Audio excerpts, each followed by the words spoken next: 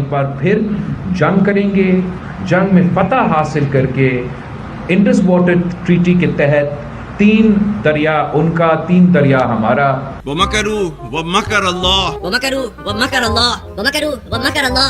हाफिज साहब कुरान की आयतें सुनाते हैं, कल कहते हैं वो मकर अल्लाह वल्लाहु खैरुल माकिरीन। यार इस बंदे की मैं ऑडेसिटी पे हैरान हो जाता हूँ। ये कन्वेंशनल वॉरफेयर नहीं कर रहे, कन्वेंशनल वॉरफेयर करेंगे तो चंद घंटों में ही इनका सफाया हो जाएगा। जो भी इंडिया करेगा वो एस्केलेशन होगी, जहां पहले छोड़ गए थे उससे आगे जाना पड़ेगा, न्यू नॉर्मल वहां से नहीं। हाँ, न्यू नॉर्मल ये जो कह रहे हैं ना, न्यू नॉर्मल का भी एक हायर लेवल होगा। और ऊपर से दहशतगर्दी दोबारा अपनी पीक पे जा रही है। कल 15 मारे, आज फिर 2-3 मारे थे। तो पाकिस्तान वो कह रहे हैं जी कि हम इसको रिजेक्ट करते हैं, स्टेटमेंट को। चैन नहीं आएगा नरेंद्र मोदी को। भारत ने अपने रॉ के चीफ को तब्दील कर दिया है। हमें थोड़ा they try to make us belittle, छोटा बनाते हैं, छोटा करने की कोशिश करते हैं, हमें ये तासुर देते हैं कि तुम इस काबिल नहीं हो। अब जिस शख्स को रॉ का नया चीफ बनाया गया है, इसे पाकिस्तान एक्सपर्ट कहा जाता है। हमें अब तैयारी करनी है, इंडिया ने कुछ करना ही करना है। और ऐसे लगता है जैसे कुछ लोग कह रहे हैं अगले 2-3 महीने के अंदर इंडिया ने कोई अटैक लॉन्च करनी है। भारत इस वक्त कुछ बहुत बड़ा करने जा रहा है, यानी ऑपरेशन बालाकोट और ऑपरेशन सिंदूर से भी कुछ बहुत बड़ा। We stand firm with the Kashmiri people for their right of self-determination And the aspirations of the people of Kashmir. What India tends to term as terrorism is in fact a legitimate struggle as per the international convention. दोस्तों, पाकिस्तानियों को सुनकर हंसी आती है। कहाँ से आते हैं ऐसे लोग? ऐसा लगता है ये लोग हमारे गोले के नहीं हैं, किसी और गोले से आए हैं। कितने तेजस्वी हैं ये लोग। आप सभी हंसते रहिए और पाकिस्तानी कॉमेडी का मजा लेते रहिए, और चैनल को सब्सक्राइब करना और शेयर करना ना भूलें। धन्यवाद। ऊपर से दहशतगर्दी दोबारा अपनी पीक पे जा रही है। कल 15 मारे, आज फिर 2-3 मारे थे। दर्जनों जख्मी हुए। लोग तो शक भी करते हैं कि ये अपने खुद ही मरवाते हैं डॉलर लेने के लिए, लेकिन फिर भी अफरा तफरी तो है ना, मुड़कदम इस्तेकाम का शिकार तो है ना, कुछ भी इनके कंट्रोल में नहीं। इसका इलाज देखें जरा क्या सोचा है। पाकिस्तान और चीन में 3.7 अरब डॉलर कर्ज के मुआहदे, ज़र मुबादला ज़खायर 12.4 अरब डॉलर तक पहुंच गए। यानी अब हम अपना ज़र मुबादला चीन से कमर्शियल कर्जे लेकर भर रहे हैं, सरमायाकारी से नहीं, एक्सपोर्ट से नहीं, तरसीलाते ज़र से नहीं, बल्कि चीन से। हम ऐसा कर्जा नहीं ले रहे जो कंट्री टू कंट्री होता है या कोई इंस्टीट्यूशन टू इंस्टीट्यूशन होता है। ये कर्जा है चीन के कमर्शियल बैंकों से। यानी अगर शरह सूद आपको IMF से 2 या 3% मिल रही है, तो कमर्शियल बैंक से ये 8%, 6, 8%, 10% तक भी, और इससे ज़्यादा भी हो सकती है। ये हम इतने ज़्यादा सूद पे कर्जे ले रहे हैं। हाफिज साहब कुरान की आयतें सुनाते हैं, कल कहते हैं वो मकर अल्लाह वल्लाहु खैरुल माकिरीन। यार इस बंदे की मैं ऑडेसिटी पे हैरान हो जाता हूँ। अब पाकिस्तान ये कह रहा है कि हमारे जो फौजी हैं उनको कत्ल करने के पीछे भारत जो है वो इन्वॉल्व है, और भारत इन लोगों को बहुत देर से फंडिंग कर रहा है। अच्छा, पाकिस्तान ये चीज़ जो है बहुत पहले से कह रहा था। अब पाकिस्तान ने ये भी कहा कि भारत जो है उसने जो नसीरा जो फैसल क्या नाम था उसका, ट्रेन जो हाईजैक हुई थी, वो ट्रेन हाईजैक होने पे भारत ने तो उस पर कंडेम भी नहीं किया था।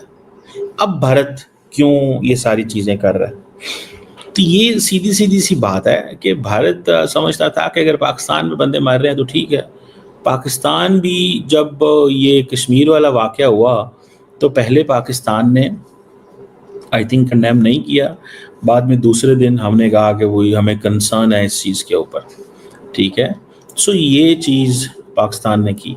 सो ये एक चीज़ समझ आ रही है कि the situation is changing, the tide is turning. लेकिन इसके साथ ही साथ अब जिस शख्स को रॉ का नया चीफ बनाया गया है, इसे पाकिस्तान एक्सपर्ट कहा जाता है।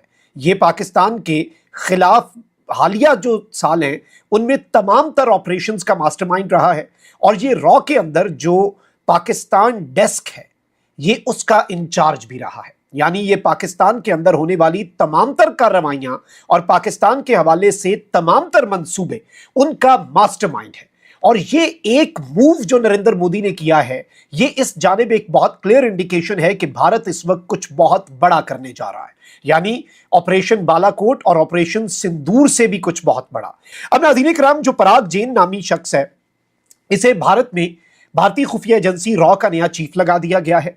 30 जून 2025 यानी कि कल से ये अपने ओहदे का चार्ज संभालने जा रहा है। और अब इंडियन मीडिया इसके हवाले से जो कह रहा है ना, वो बहुत इंपॉर्टेंट है, वो हमारे लिए खतरे की घंटी भी बजाता है। और इस वक्त पाकिस्तान की अफवाज और पाकिस्तान की एयरफोर्स को मुकम्मल तौर पर हाई अलर्ट रहना होगा, क्योंकि अब भारत का जो फोकस है, क्योंकि देखिए मकबूजा कश्मीर सिर्फ एक भारत के अंदर इशू नहीं है, भारत में दर्जनों सेपरेटिस्ट मूवमेंट्स चल रही हैं, उन सबको रॉ जो है वो देखती होगी। लेकिन पाकिस्तान एक्सपर्ट को लाना, पाकिस्तान डेस्क को हेड करने वाले शख्स को लाना, मकबूजा वादी में आर्टिकल 370 जब हटाया गया, जब इंडियन कॉन्स्टिट्यूशन में तब्दीली की गई, उस आर्टिकल 370 के खात्मे के वक्त पे भी ये मकबूजा जम्मू कश्मीर में पोस्टेड था, इंटेलिजेंस देख रहा था। और इसकी जो प्रोफाइल अब इंडियन मीडिया कह रहा है, अब हिंदुस्तान टाइम्स की हेडलाइन ये है कि who is Parag Jain, Pakistan expert set to take over as रॉ चीफ। इसके साथ ही साथ मुख्तलिफ इनके चैनल्स हैं, एक और कहता है कि जी पराग जैन अपॉइंटेड न्यू रॉ chief has extensively handled Pakistan desk, यानी ये पाकिस्तान के डेस्क को बहुत एक्सटेंसिवली देख चुका है। अब नाज़रीन इकराम, ये है कौन? ये आईपीएस, इंडिया में रॉ का चीफ जो है वो रिटायर्ड ब्यूरोक्रेट होता है यूजुअली। तो ये 1989 का जो आईपीएस इंडियन पुलिस सर्विसेज का बैच है, उसका है, ये उससे ताल्लुक रखता है। और इसे लगाया गया है रॉ का नया चीफ, रॉ का नया सेक्रेटरी, और 2 साल के लिए इसे तैनात किया गया है। आज अब मैं देख रहा हूं कि पाकिस्तान के अंदर एक डिबेट शुरू हो गई है, एक व्यू पैदा होनी शुरू हो गई है कि हमें अब तैयारी करनी है, इंडिया ने कुछ करना ही करना है। और ऐसे लगता है जैसे कुछ लोग कह रहे हैं अगले 2-3 महीने के अंदर इंडिया ने कोई अटैक लॉन्च करनी है और उसके लिए फिर हमें तैयारी करनी है। अब इसके जाहिर है कि इसके पीछे किसकी सोच है और क्या उसके मकासद है।